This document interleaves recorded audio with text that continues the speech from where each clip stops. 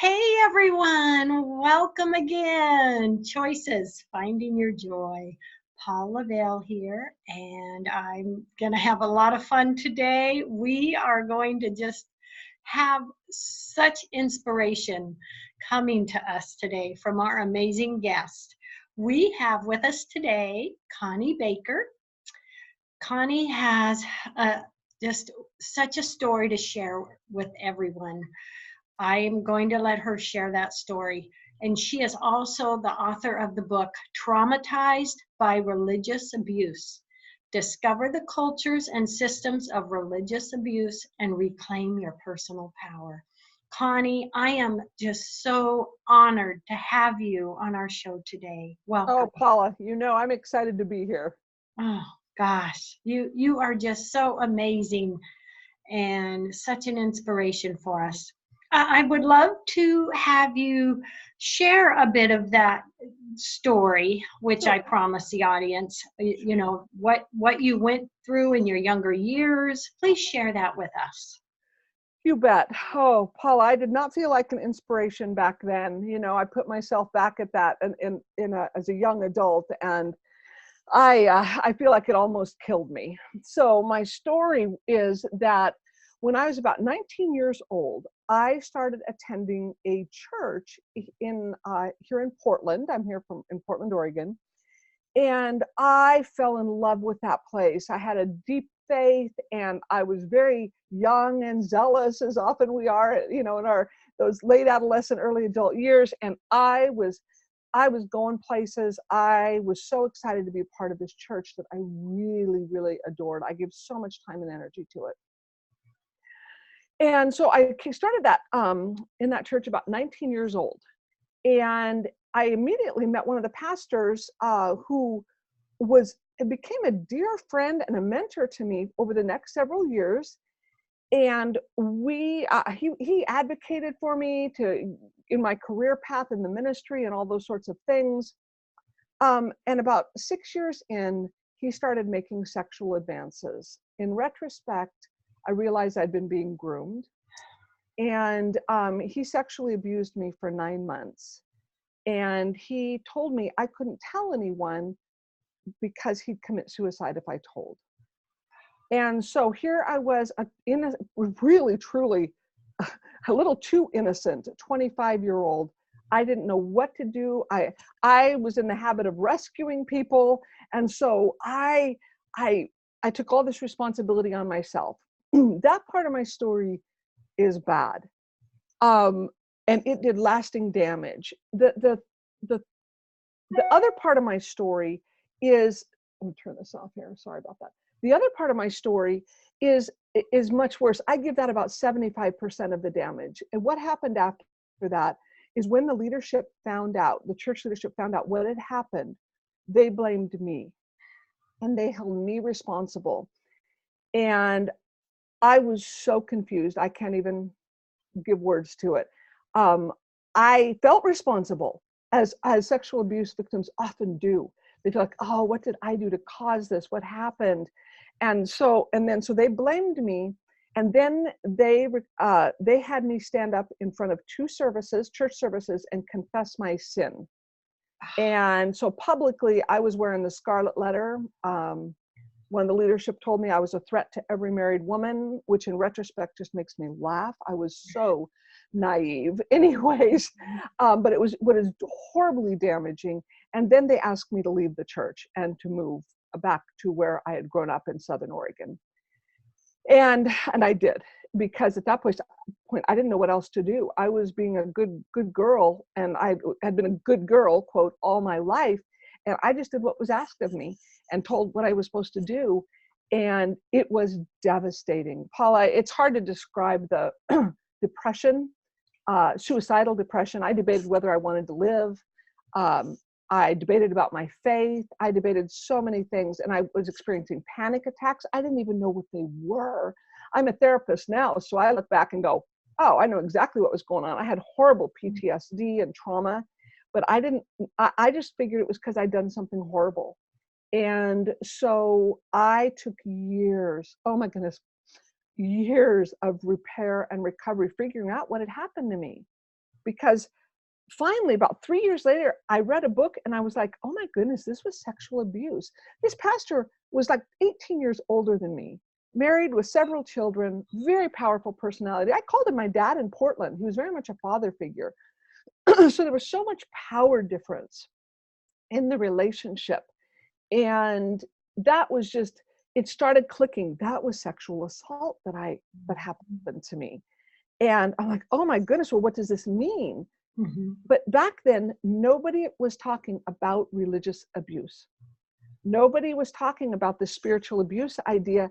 So I just said, I didn't even know how to describe what had gone on for years. And it was about a decade before I felt like I'm ready to thrive and I can really take on life again, because I didn't have any way to process what had happened to me. Yeah.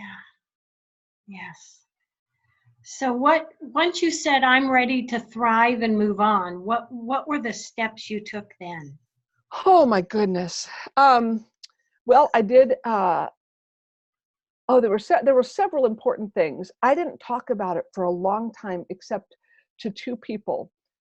One dear woman, older woman that I knew in Southern Oregon, I told her I was so filled with shame.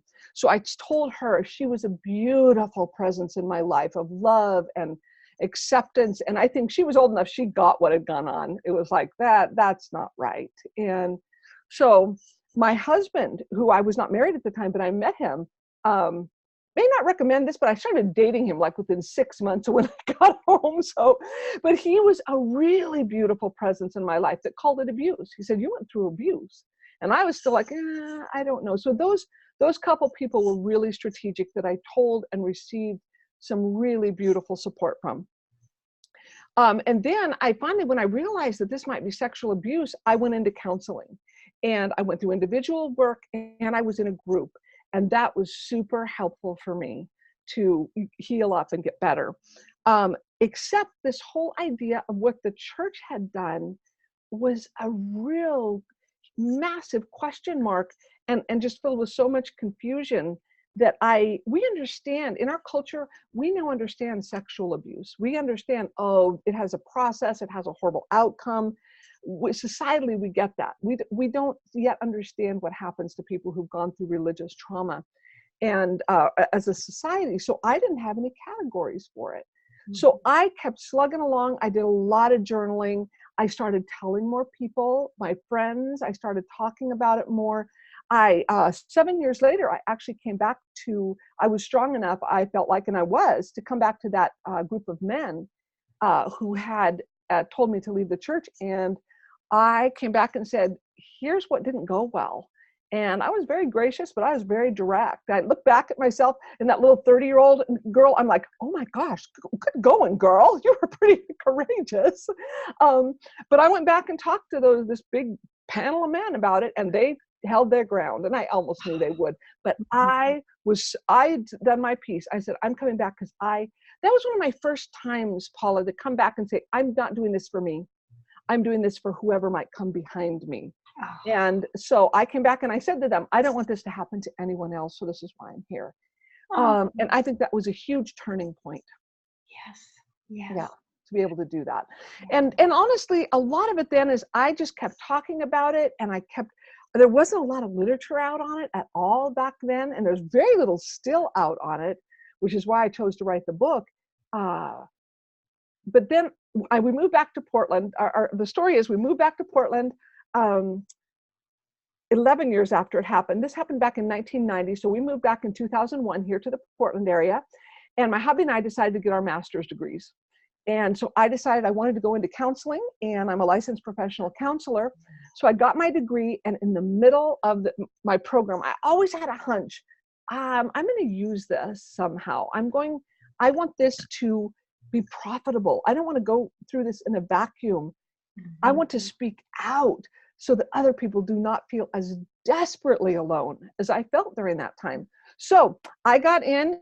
And during the middle of my program, I remember the very day I did a presentation on this topic, and my professor said, you're going to use this. And I said, I think I'm going to. And it was just a beautiful thing. That was in 2004. So we're now 15 years later.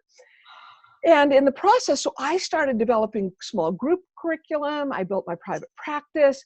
And just about when things were ready to take off, I got a cancer diagnosis in 2010 that really laid me out for about 3 years. And I kept my private practice together, super grateful for that. Very grateful. But I could do nothing else, honestly. I couldn't continue to push forward in this very new area. So when I started healing up in 2014, I did my first seminar, live seminar here in Portland area on that. And I was shocked out of my mind. 42 people came for a 2-day seminar. I was like, oh my goodness, just, made my heart so happy, so sad that they had to be there, but so happy they were getting help. Yeah. Yes. You know, Paula, I guess I could summarize this is my book, my videos, my online courses, all those things are things that I needed back in 1990 desperately and didn't have. And I just feel like it's my life's calling to say, I'm going to make sure people have them if they can get the word out as much as possible, because I don't want people to feel alone, confused as I did. It was torture. Oh, you are so awesome. Share with us some of what you want to see people take away from reading your book. Yes. Number one, religious or spiritual abuse. I use those words interchangeably just because it tend to go by both of those. Religious abuse is a real thing. That's part of what I want people to take away. Especially people who are very committed to their faith often get really uncomfortable with that. And I am fine with people committed to my faith, committed to their faith and mine. Freudian slip. I am still a person of faith after all this. I've shifted and gone many directions and morphed a lot. But I want people to have a solid faith, but they can be defensive of the institutions that propagate some of this abuse. And then people end up feeling like it wasn't a real thing. It was all their fault that they got their feelings hurt, and they got hurt, and they should get over it and forgive. So first of all, I want people to know it's a real thing. It has a dynamic, just like any other type of abuse does. Domestic violence, sexual abuse, any of those, it has a dynamic. And that's what else I've tried to do in my book at the very beginning is define, what are we talking about here? When we say religious abuse, what does that mean? Does that mean that the choir director hurt my feelings because I didn't get picked for a solo? It's much greater than that, and it's much more pervasive, and it's subtle. And so I really am trying to give structure to that in my book. And then the more important parts, well, I want to talk too in the book about what the fallout is, because people don't know why they're feeling the way they're feeling. So that's the third section of my book. The fourth section of my book is how do you get better? And that's, of course, my end game is to have people functioning, healing, and not just healing, but thriving after they go through this. So it could be a transformative and productive experience. It should not happen to anyone. I don't wish this on anyone. But as suffering in life does, it tends to transform us and make us quite different if we can cooperate with it a little bit, which is hard. And helping them to, transform and get through that. Because I would think, in the religious setting, when something is going on and, there's this potential abuse, there may be a fear. Well, I really can't say anything because who it is that is pushing this on me. Exactly. Well, and if anybody watched what happened to me, had there been in the church I was in, if anybody else would have watched what happened to me, they would have said, I sure as heck am not going to say anything, because look what happened to Connie.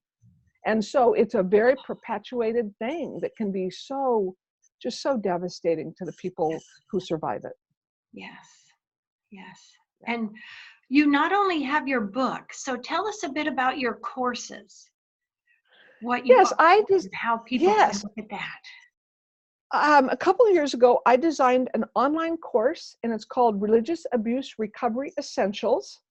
And it is, and all this is on my website, connieabaker.com. So put the A in there, connieabaker.com. but this was, oh man, the people filming this made me look good. It's like a Good Morning America format, where another speaker, one of my dear friends, she interviewed me. So it's a very conversational video teaching about what this thing is. So we've got the online course that's really lots of fun to watch. People who watch it were just like, oh, this is awesome.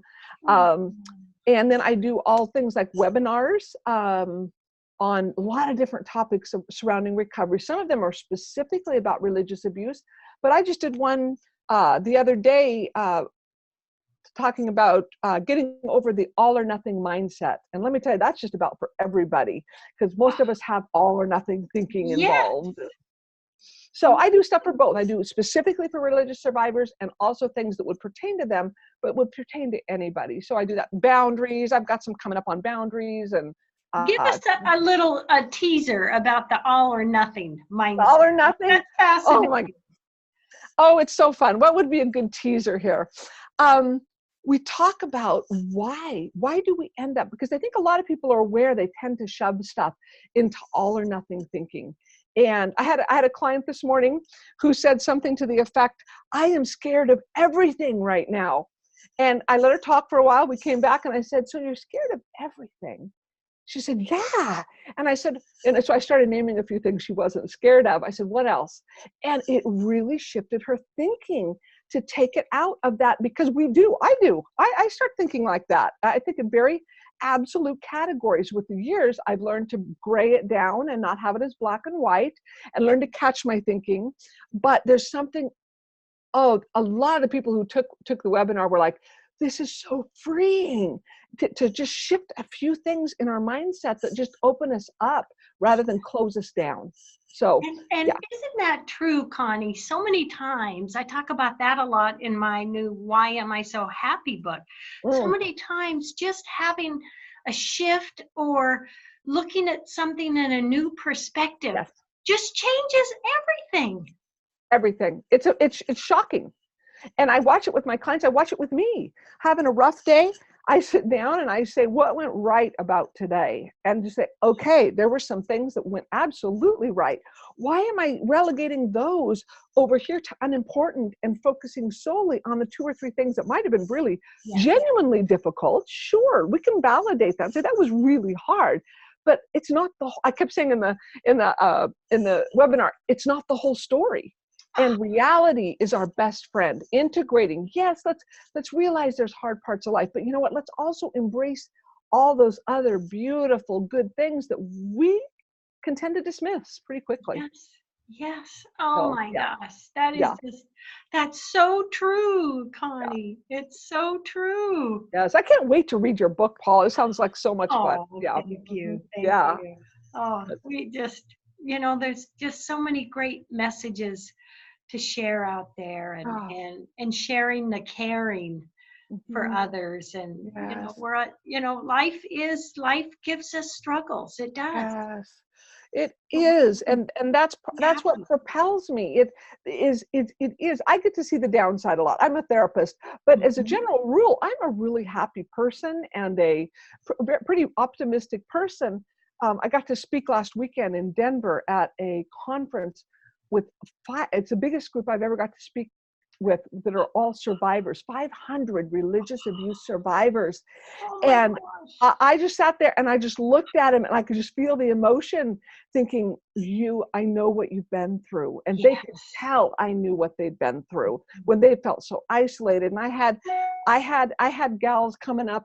I didn't set this right. It's going to have to go off here and there. I had one gal come up to me and literally just kind of collapse on me, sobbing after I spoke, because she was so raw and so tortured by what had gone on.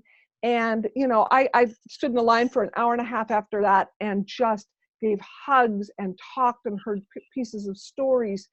And I'm like, this is why I work a lot of Saturdays.